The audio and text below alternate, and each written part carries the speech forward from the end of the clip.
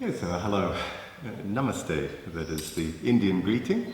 The actual meaning is that part of me that is in contact with the divine, with perfect peace, greets that part within you that is in contact with, that is the divine. So what I'd like to talk about today is a topic that I think is quite pertinent when we look at the issue of bringing Buddhism to Africa. So I guess two things. First of all, let's very quickly look at Africa. What is it that is really needed here? What are some of the problems? Now we see in South Sudan, a neighbouring country, they really look after each other and there's a huge amount of caring within the tribe. But then as a result of that, there's so much tribalism that has led to over 1 million people being displaced, lots of deaths, and huge turmoil in the country.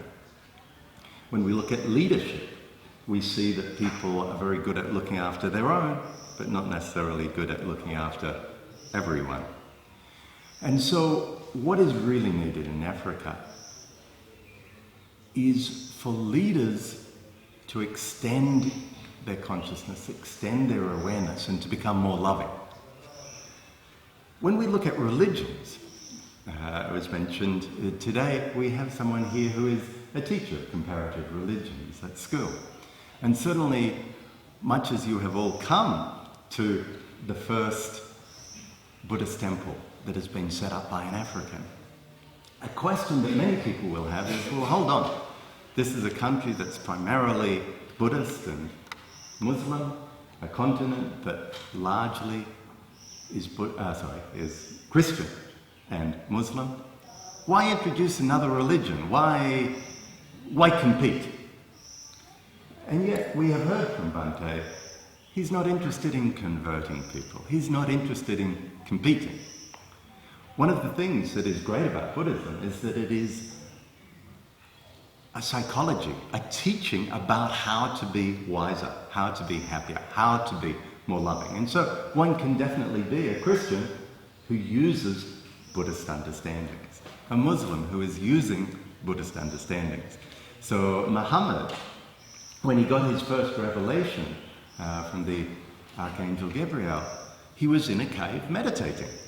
So if you say you are a Muslim and yet you don't actually learn from what Muhammad did to connect with God, that would seem that maybe the level of practice is not as deep as it could be.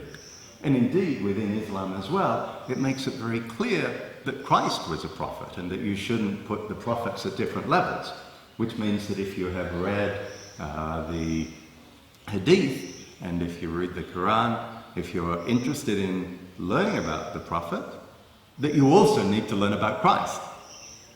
So then, let's have a look at Christ. To what degree does Buddhism help Christians to be better Christians, or is it in competition? Now, most people, when they think about religion, they think about it from that position of competing belief systems. I either believe this, or I believe this. If I believe that, then I'm of a different group. And so it's seen from this kind of competitive framework. But let's have a look whether that indeed was what Christ taught, or not. If you talk with many Christians about something like Buddhism, they're likely to quote to you John 14:6. I am the way, the life, and the truth, said Jesus. Only through me will you reach the Father. And they will think that that is telling you that you have to only be a Christian. Now, if you're a Christian, that doesn't stop you learning from medicine. You learn from doctors, even though that doctor doesn't talk about God. When you go and study at university, God is not part of the syllabus. Similarly, if you're studying psychology, it doesn't focus on God. So in the same way, Buddhism can help improve your life, even though it's not talking about God. It doesn't deny God. Buddha was asked about God, and he said, that's not a productive question. And so what he really was saying is, if we follow that, we're in the realm of belief, of assumptions, of things that can't really be tested. Let's focus on that which we can actually test. And although love may not be something tangible, there's no meter that says, okay, you're at 4.65 out of 10 today. It's not tangible, but it is something that can be tested. You can look within yourself and get a feeling how loving you are. If you have a good relationship with people, you can ask them how loving you are and how you can improve. It is something that you can get an idea of, you can get an estimate of, so it's measurable in that sense. So, we quoted Jesus, "I am the way, the light and the truth. Only through me will you reach the Father." Many Christians think that means you have to believe in Christ and only in Christ. Or they think that you believe that Christ's death and resurrection leads to our salvation. But it's not Christ that said that. That is Paul. And the question is, are you a Jew, in which case you would follow the Old Testament? Are you a Paulian, in which case you would follow Paul's teachings more than Christ? Or are you a Christian? If you're a Christian, you follow primarily what Christ said. And you add to that what Paul says. But only to the degree that it supplements what Christ says. First you look at what Christ said. Now there's nowhere where he says, "Only through me will you reach the Father," where he talks about only believing this. No. When he says, "Only through me will you reach the Father," he's saying through my way, through my life, through my truth or my teachings. So what was Christ's way? Well, it was basically the way of a monk. So Christ lived without a wallet, without money, without a home. He wandered. He actually talks about not even having sandals. So Christ's way was the way of a monk. Now that doesn't mean you have to become a monk or a nun, but it does mean that to understand Christ, you have to understand what being a monk or a nun is all about, whether it's a Christian monk or a Buddhist monk. And when you understand it and you can see the value and you can embrace aspects of that in your life, then you can start to follow Christ. Christ also said in John 13:34 and later John 15:12, and essentially he paraphrased it in John 15:16, he says, "I give you a new commandment, love one another, love as I have loved. That is how everyone will know that you're my disciples." So he's saying, loving as he loved, that is the test of whether you're a Christian. You notice there's nothing in there that says you shouldn't learn from Buddhism. There's nothing in there that says you shouldn't be loving towards Muslims or Hindus or to appreciate and to respect the other teachings. No, what Christ says is love as he loved. That is how everyone will know you're his disciples. So when you learn about the sort of teachings of paths that have monks and nuns, you recognize, okay, one of the aspects of being a monk is non-attachment, that you give up the greed. I want to have this house, I want to have this car, I want to have this beautiful wife, I want to have all of this money. Not that any of those things are bad, but that you transcend their power over you. Ideally, you get to the point that you have all of those things, but there's no power over you. And so you understand the notion of non-attachment. You understand why simplicity is so important. You understand why Christ went to the desert for 40 days and 40 nights. To lead a life of real simplicity where he's connected within himself. And connected to the source, connected to Buddha nature, to Christ nature, to the essence of God, the essence of love, a place of oneness, a place of beingness. That pure, calm space, known within Buddhism as Nibbana, within Sanskrit as Nirvana, within Hinduism as the Atman, and within Christianity as Christ within, God within. That's also quoted within the other scriptures.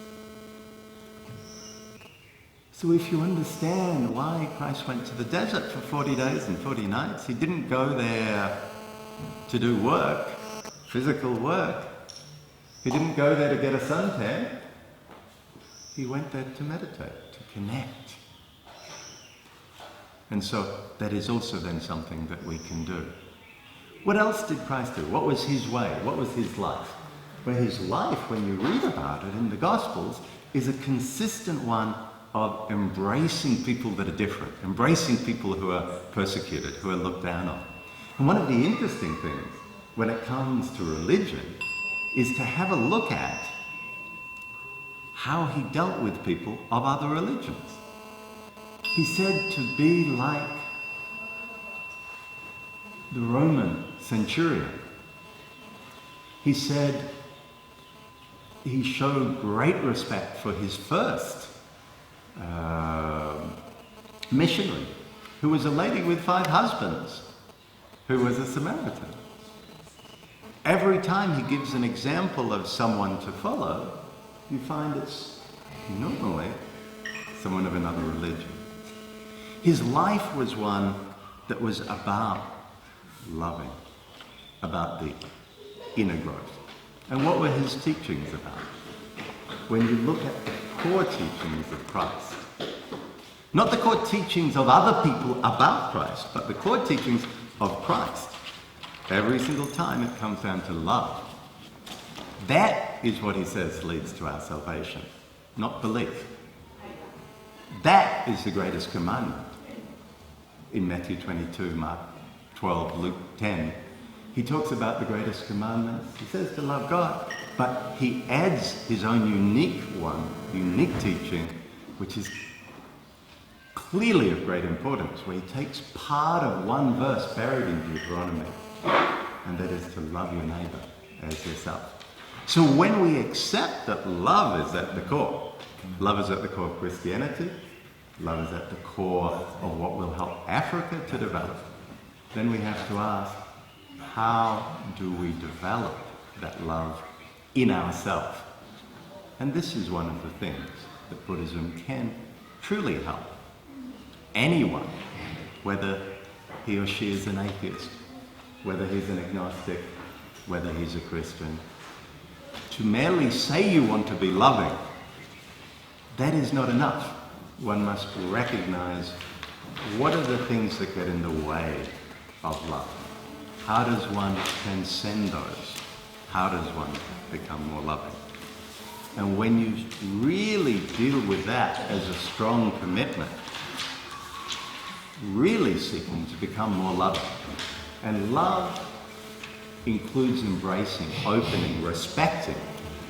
If you're in South Sudan and you're a Dinka and you want to create peace, it's very important you embrace, respect, understand the Nuer. If you're a Nuer, it's very important you embrace and respect the Dinka. If you're a Christian and you really want love, you must do to others as you would have them do to you. If you want others to respect your religion, you must love other religions, learn from other religions, appreciate other religions, or you are merely a hypocrite, making noises. And so Buddhism is a tool that can help Christians, that can help all religions, that can help atheists to gain that deeper understanding of the path to inner awareness, to inner happiness, to peace, and to love. Thank you very much. Thank you very much for being brief and also try to connect us from our roots because we are all born Christian and we are born, we know about our religion, and for us we didn't abandon our religion. This is a question people ask me, did you abandon the Christians? No. I actually understand Christian even much better. I understand even much better when I became a Buddhist.